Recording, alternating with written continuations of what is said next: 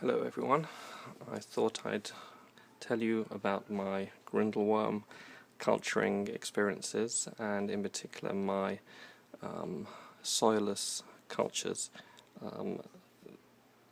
What I use is scouring pads instead of compost, and as you can see over here, I've cut them into squares and I simply put them into an old ice cream container. Punch a few holes in the lid and pop them in. I'll just demonstrate if I can get this open. Here are the pads being cut into squares. Drop them in and away you go.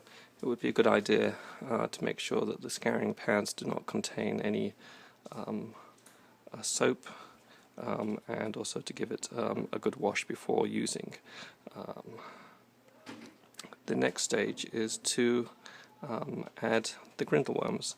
I won't actually do this because I don't need to set up another culture at the moment, but the process is so simple that it's worth a try.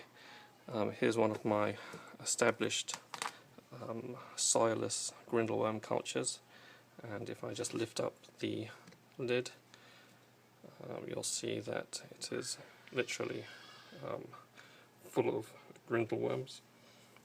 This was following feeding with some mashed potato, which seems to be their favourite, and I will now also demonstrate feeding the fish, which after all is the main point of the whole exercise. So if you follow me. Okay, so here we have the fish tank, and the fish are getting very excited, ready for their feed. They must have known I was coming, and here we go.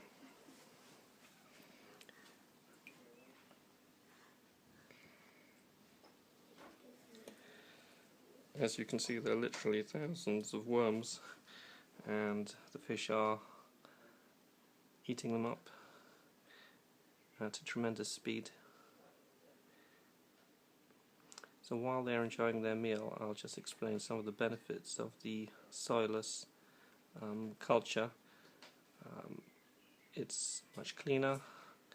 I've kept the ones that I showed you before for 6 months, and all I've needed to do was empty out some of the water at the bottom every 4 or 5 weeks.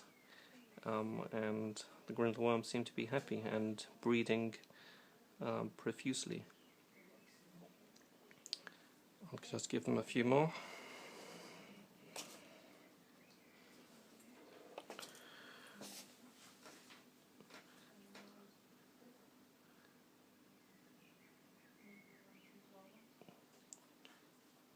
Literally hundreds and hundreds of worms.